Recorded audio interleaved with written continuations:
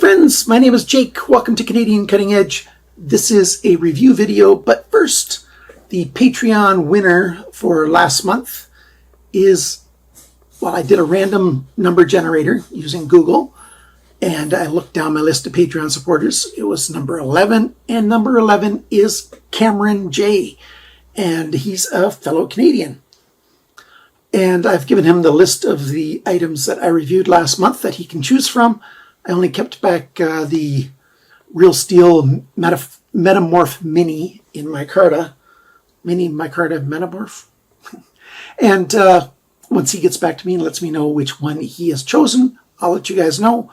If it's before I'm finished editing this, it's on the screen right now. Thank you, everyone, for your support. If you want to become a Patreon supporter of the channel, you can go to patreon.com/CCE, or you can become a supporter by clicking join below my video and using YouTube memberships. And you'll be entered into a draw at the end of, or at the beginning of every month that you give any support. So, and you'll win one of the items that are reviewed in the previous month, and you get to choose which item you're going to get. The only thing I ask is that the winner pays for the shipping to their address anywhere in the world. So thanks so much, guys, and thanks, Bandit, for being so cute. Yeah, we had a thunderstorm this morning, and he was pretty scared, weren't you? You're a scaredy dog. Yes, you are. Today, we're taking a look at this. This is the Real Steel, Real Slim by Real Steel. It's a Jermer design, and it's an all-steel frame lock. We've got stainless steel handle and VG10 blade. And if I remember correctly, I think it's $47.95 at White Mountain Knives. You can save 10%, and then it's like $45 something. So not bad at all. That's American dollars. I have not found a place in Canada that sells this, but if I do, I'll leave a link for that down below as well. And for places in Europe that sell the same knife. The links down below the video usually are referral links, but I'll leave links even if they're not referral links, if they just make it easier for you to find the knife near where you live. So we're going to get over to the tabletop and take a good close look at this Real Slim, which is very slim. Keep watching. All right, so here it is. Let's do a size comparison. I don't have my Ontario rat here right now, and that's because I'm working on dyeing the handle scales. This will be the stand-in. This is the Ganzo copy of it. This is between the size of the Rat 1 and the Rat 2. So, smaller than the 1, bigger than the 2. So this knife is a little bit smaller than that. It's a very light little knife. I'm going to go over all the specs a little bit later on, but what we have is a knife that's basically, 55 grams, 2 ounces. So it can fit, just about anywhere with its thin size and its lightweight. It's an easy knife to carry. As you can see, it's a 2-hand opening knife. Can you open it with one hand? Sure you can. You just have to overcome the detent, and it's so easy to be pushing down on the frame lock when you're trying to do it. I can do it a little bit easier with my right hand than my left, because on my left hand, my thumb wants to push down a little bit on the lock bar while I do it. So, but really, it's a 2-hand opening knife. We've got sort of, what am I going to call this blade shape? An elongated Nessmuk style blade? Sure, you could call it that. We've got a long straight edge, and then a little bit of a belly here, and then, there's the drop point here, but we've got a bit of a recurve on the spine, if you will. Thumb ramp with jimping on it, which I quite like. They made it long enough so that you can get secure jimping, if you're reaching forward or back a little bit, or just like that, really well done. We've got 2 versions of this knife. We've got this sort of bronze kind of anodization on this stainless steel, or you can get it with a gray. It looks a bit like it's a bead blasted finish on the handle. I'm not sure. I haven't had one in my hands to see gray one has got blue collars, pivot collars, and a blue backspacer. This sort of bronze goldish one has got red, as you can see. On this show side, you can't see any screws. It's sort of a D-shaped pivot pin, a D-shaped body pin at the back here. That's all it needs to hold it together is those two pins. And then, the stop pin's just held in place. And we've got a pin here to hold the backspacer in place. And then an extra screw here for the pocket clip. That's a T8 screw, and these are T6 screws. I don't generally like T6, but Real Steel has made these high quality. They're fairly deep buttons so that the screw head hole here is nice and deep. It has very good size, so it engages very well. It's good screws. It looks a little bit odd that these are two different size screws, but I can understand why they put a larger screw in for the body screw.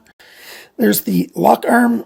They did the relief cut on the inside, which I much prefer, so that the working side still looks pretty good. It doesn't have that cutout right here. You can see the hole there for the detent ball. The detent on this knife is pretty strong. It's a little bit stronger than it needs to be. Certainly this knife, it's not going to come open in your pocket. If you've got this in your pocket, nothing's going to pull that open, even in your left-hand pocket. So I didn't mind carrying this in my left pocket or my right pocket. It worked well either way. Quite like it. And that little hole, just take it and open it. It's not a hole that you can get underneath there and flip it. It's just, at least on this one, the detent is too strong for that. I've not watched other reviews. I generally don't watch other reviewers of knives. I like to create my own opinions out of my own experiences instead of just regurgitating what other people say or rethinking what other people say.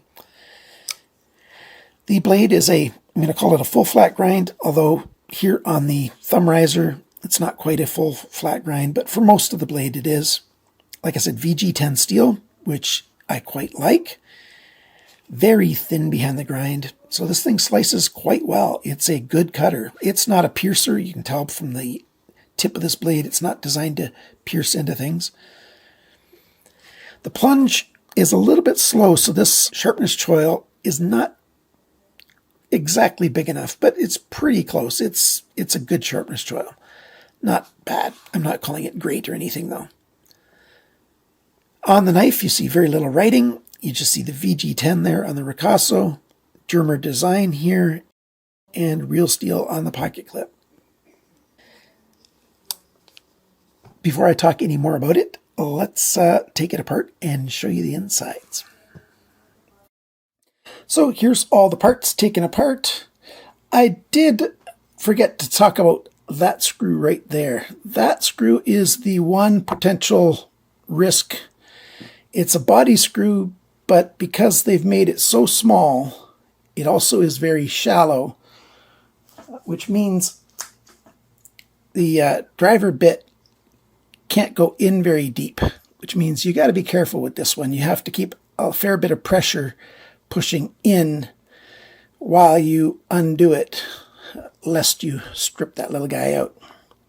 Other than that, we've got 4 phosphor bronze washers, 2 on each side. We've got, there's your pivot collar, and there's a silicone washer on that pivot screw. That's to help keep it from loosening up. That's got a little bit of dirt on it from oil, because I do test my knives, so had time to get dirty in there. Other than that, it's quite good. This spring is way over. No wonder the detent is so strong. I think they put a little too much pressure on that. So I'm going to flex this back a little bit so it doesn't push over quite that far. I will very carefully try to train it back a little bit. There we go. It's just back a tiny bit more. Still will fully engage in the lock. You don't want to flex that too many times because it'll get work hardened and then it'll crack and then you don't have a usable knife anymore. I believe these pieces are aluminum, the backspacer and the pivot collars. One little thing of note, the D-shaped pin for the back screw here goes in a D-shaped hole, but the hole is so big it just freely spins. But there was no problem. It was easy to take it apart. It didn't spin when I was taking it apart. It just worked. Let's put it back together now. Okay, so I put it back together, but without the pocket clip on there. The small screw, it sticks out. You can't put it in all the way because it bumps into the liner there. But it's functional without it. And remember when I had this open, I think I said it when I had it apart, that's not a pin there, that's a screw. I didn't look at the other side. It's just got a rounded end, so it looks like just a pin on this side. Decent design. The detent is better now. And everything's pretty good. Lockup is good. Alignment, pretty good. It doesn't touch either side, and it's pretty close to the center. So, yeah, if you want to use this in a leather sleeve, just keep this screw with that pocket clip somewhere, and you're going to have just one little threaded hole sitting there. But you've got two body screws and the pivot pin holding it together. Let's go over all the sizes and dimensions and those kinds of specs. 55 grams, 2 ounces. Very good. The factory sharpness, 145 BESS. Very good. The cutting edge length, 85.3 millimeters, 3.36 inches. Blade length, tip to the handle, 86.2 millimeters, 3.39 inches. The blade thickness is 2.05 millimeters. That's 0.0805 of an inch. The blade depth, its largest right here, 17.4 millimeters, 0.685 of an inch. The thickness of the edge behind the grind, I measured it in a few places. It's about 0.36 millimeters, 14 thousandths of an inch. That's why it cuts so well. Grind angles. Oh, I haven't taken this thing downstairs to put on my sharpening system to measure the grind angles, but you'll have seen them on the screen while I'm talking. The length of the handle is 109 millimeters. That's 4.29 inches. The grip area, it's right around 10 centimeters, just a bit over, around 4 inches. The handle thickness measured on the handle scales or frame, 5.5 millimeters, 0.216 of an inch. So yeah, under 1/4 of an inch. The handle depth, it's biggest right back here, and that is 19 millimeters. That's 0.748, so 3/4 of an inch. And when the knife is closed, it's just a tiny bit more. Actually, I should double check.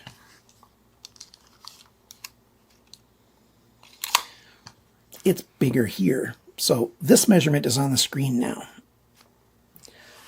The total length when the blade is deployed, 195.2 millimeters, 7.68 of an inch. So that's all the measurements and specs and such. What do I think of this knife? I like it. It's a great summertime knife. Or if you live somewhere where it's hot all year round, and you just need an urban EDC, a light duty knife, this will certainly do that job. It's got all the length that you're going to need for almost anything. Like if you want to cut apart an apple for your lunch or whatever, because you just don't want those cut apart ahead of time, do you? Ugh. Even if you put lemon on them, I just don't like that. I like my apples fresh, fresh, fresh. So yeah, it's a good knife. There's no blade play side to side. It didn't come loose during testing. It's just a very functional knife, and it's somewhat unique. You don't see a lot of thin knives like this that have a frame lock on them. There's a few thin, narrow knives that have sort of a lockback system, and I'll be reviewing one hopefully this month still. from Germany.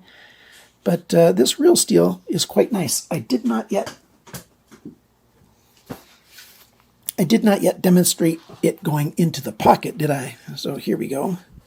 That just barely, but always, had no problem going up and over. And there you go, it's in. It's surprising. I thought that that would be too tight and wouldn't have enough room for a pocket in there. Not bad.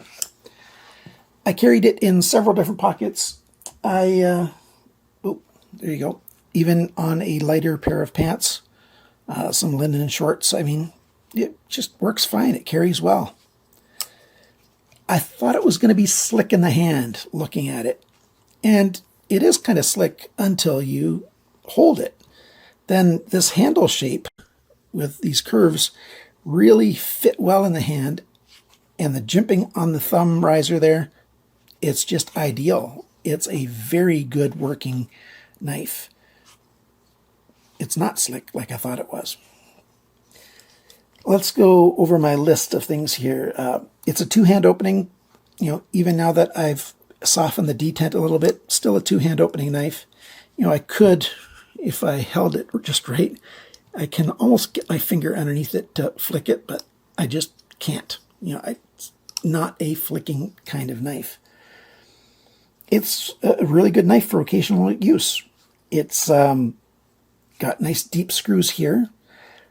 This screw that's behind the pocket clip that I didn't see before because I literally only took the pocket clip off for my video.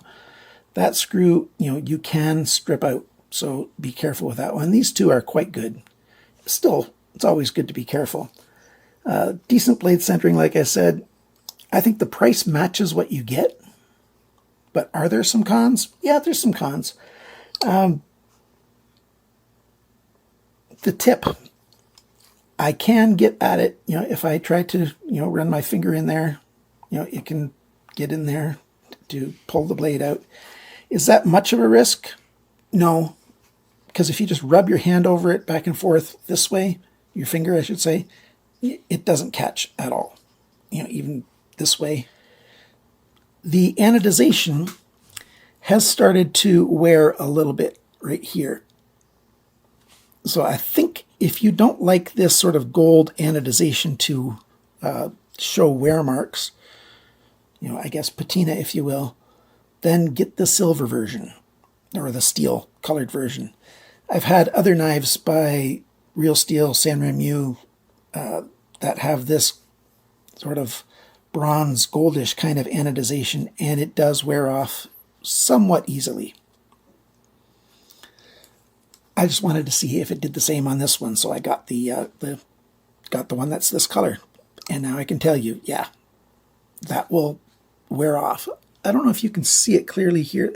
There you go. On that shot right there, you can see in here how the color is wearing off just from the rubbing of holding it for my testing.